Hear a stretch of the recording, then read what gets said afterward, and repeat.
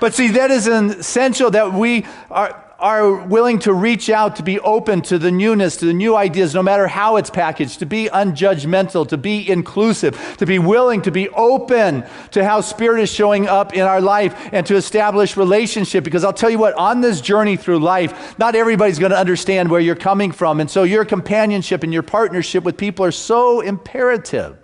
One of the things we're doing in our mysticism class is we establish a prayer partner who is able to be there and understand where you are on your journey. As you are beginning to practice a little bit more temperance in your life and practice in a way that is a little bit more moderation in your behavior, not everybody around you may understand, but to be able to be with people understand that you're taking responsibility and authority in your life and in your world. I love what George Carlin, he said, I have as much authority as the Pope. I just don't have as many people who believe it.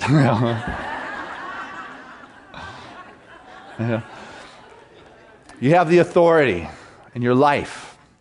And to have a companionship of people who support you. Hey, what are you doing? Are you cutting back on those trash bags? Are you reusing your water bottles? Have you gotten rid of those incandescent bulbs at your house? Hey, have you had that energy check at your house? Has somebody come over, like SDG&E, and give you that free energy check, tell you how you could help save all of us, because we're all connected. I mean, down in the rainforest in the Amazon, they have 900 different wasps. If you ask me, that's a waste, but... God was up to something there, and what is amazing about that, each one of those wasps pollinate a different fig. They all have their genetic responsibility to pollinate this fig, otherwise the fig wouldn't be able to produce, which wouldn't take care of the animals on the ground or the monkeys in the tree, which then become food for the large animals, whether it's the jaguars or the piggees or whatever else is running around out there. And it's all interconnected. And you talk to the indigenous people and they say, you know what, you try to pull one thing out and you'll find it's connected to everything. You are connected to everything, and your action is making that footprint upon this world in which we walk. Are you trying to temper it a little bit so it's not as deep and not as profound and not long-lasting, where you're ripping off the kids so they got to take our government to the court so somebody can hear? The choice is yours. But what's happening now in our world is we're in the celestial speeded up time. Things have just speeded up to a pace where it's coming at us quicker. It's happening, boom, boom, boom, boom.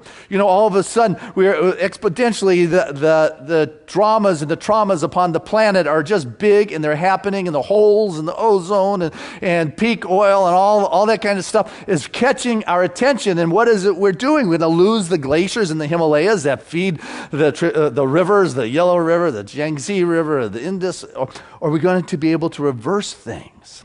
Well, the speed up time means that things can be reversed also swifter than what they once were. But what happens is people begin to hear things and they allow their perception to create more fear as opposed to more faith. Begin to hear this, and they begin to believe and have more faith in the limitations and in the fear and in the media and in the news than having faith in God, than having faith in the limitless. They have faith in the limitations as opposed to faith in the limitless. They have less faith in God and the possibilities that exist, whether it is crowdsourcing, whether it is coming through someone or something you didn't expect, or whether it is coming from a kid, or whether it is coming from the celestial beings that are out there. I know that there are answers that will assist us, because we're not the only planet that has ever gotten to a place where we're at this point where we're either going to use up the resources or figure out a new way to function as one collective species upon an organism, this beautiful blue-green ball that is floating out there in outer space. We're on this thing together. We are connected, and when we come to realize that, then I will begin to put my faith in that which is yet to be revealed. The greater yet to be is about to be known, and what I know is it's coming through you, it's coming through me, it's coming through us all through our little contributions. You don't need to get radical. You don't need to lie down in front of bulldozers unless you're into that. But, when Jesus, he was out in the water and he was sleeping, and the guys, and the storms got wild and they thought they were going to drown. Help us, help us. And he came out and he walked on the waters. He didn't say, you guys, ye of little water walking knowledge, He said, ye of little faith, Faith. Are you putting your faith in the limitations and the fears? Or are you putting your faith in the possibilities and doing what you can do at this point in your life? doing what you can do, because I'll tell you an amazing thing here.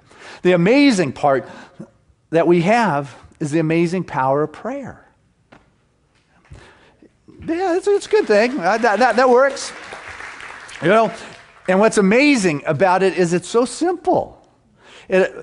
And it's so simple that we forget or we don't bother working with it and thinking that's it. This prayer allows you to shift into a place of catching that divine vision of this beautiful Eden that we have been entrusted to pass on to the next generations, or as the ancestors would say, for the 7 generations on down the road. We have been given that ability, but as the Sufis would say, you know, pray to Allah and tie your camel down.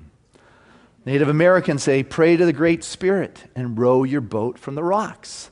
There's an English saying that says, pray loudly and hammer stoutly. What I want us to get is you just don't pray and go, you get out there and you do something. You get out there and take action. I hear so many people say, yeah, I do something. I say, what do you do? Well, I didn't really do it. Somebody I know has done it. I didn't really march, or I didn't occupy, but I know somebody who did. You know, I want to do what's convenient. You know, I want to do it over Brie and Chardonnay, you know, at that fancy shishi place between 2 and 4 on a Saturday when it fits into my schedule. You know what?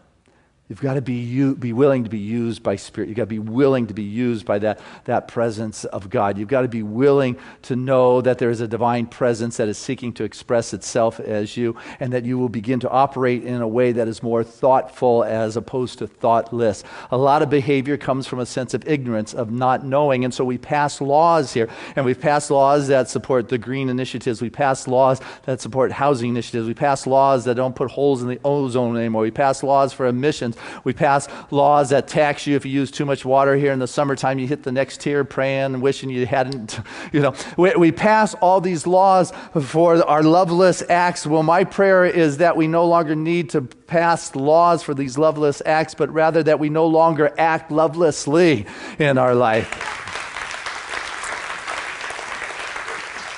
That there is an expanded awareness that is going on. And so I want us to be aware that there is good that is going on. We're living at an exciting time. You've heard me throw out things that we can do, from changing our light bulbs. You know, we banned the bulb, I guess was the cliche. But, you know, all of a sudden we joined Canada and Australia that says no more longer incandescent light bulbs. You get to use a better light bulb that saves energy upon our planet. We now have wind turbines that can pump through the wind as much energy as they can pump out of an oil well now.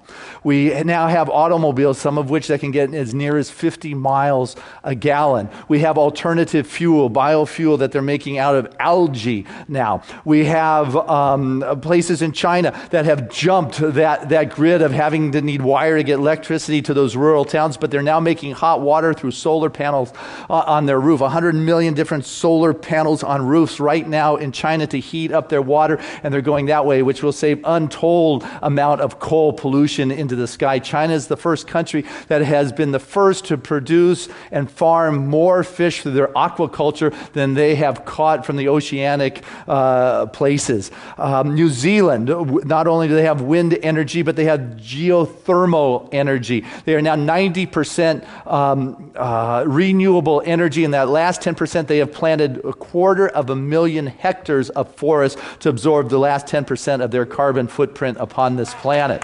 You know, there are things that are going on that are good right now. There are models that are emerging. Things are popping, and I share this because it is a brand new day. It is a wonderful day. Good is going on, and there's things that you can do in your home. Marv, you got some of those? You want to roll these? He'll have these up. I don't know if you can read those, but there's like 20 different areas that you can do within your home. There's resources on that. The Association of Global New Thought, you just go to their website. You can press resources. You can come up with that. You got one you can roll there. That one looks good. Something else. Which one? Yeah, I didn't put up the logo, but the Association Global New Thought has a logo where you just press different spots and it tells you things that you can do within your home. I want us to get that it is a brand new day, that there are good things that are popping up. And it doesn't mean there isn't anything we need to do. We need to move at wartime speed, not that that's the right word, but we need to move in the celestial speed up. We need to move at that quantum level, and we don't need to go do radical things upon this planet, but rather what we do need to do is take care of our life, find out what we can do within our our home, find out what we can do to be more carbon neutral within our life and to cooperate with being in harmony in this world. And we do it through temperance, we do it through moderation, we do it through cooperation, we do it through understanding, we do it through balance, we do it through love. And I want you to know your world will be so much greater, and so will mine. Thank you.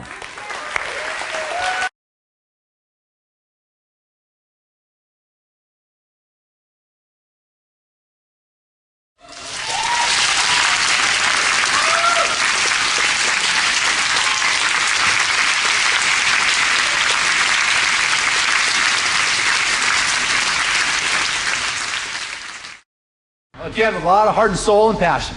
Divine love, through me, blesses and multiplies all that I am, all that I give, and all that I receive. I am prosperous now. Hey, I trust you enjoyed that podcast. It was very exciting to be able to create that and to know that there are people like you all around the world that are observing and integrating these spiritual principles into their life. And so if you enjoyed it, what I'd like to do is encourage you to tell a friend or bring several friends together and watch another one of these podcasts. And then afterwards, take some time to talk about the spiritual principles, to talk about the stories and what significance they have and relevance they have in your life. What then happens is it moves to a deeper and deeper level in your world. It becomes real and assists you to create the freedom in your life that your heart and soul so desire. So if you like this, I encourage you to watch it again, but also tune into our website here at seasidecenter.org. There, you can get some of my written material and take a look at it. You can read some of my spiritual prayers. You can even go to our online bookstore and order some of the books. And if you're so moved, what I greatly would appreciate is your financial support, which you could do online at seasidecenter.org. It is support like yours that assists us to be able to continue to do these kinds of gifts for humanity and send it out to the world. Because you know what? We are making a difference with this spiritual message. And because of support like yours, people are being touched in the farthest reaches of this planet, as well as our backyard, more than we could ever begin to realize. So I thank you from the fullness of my heart for making a difference.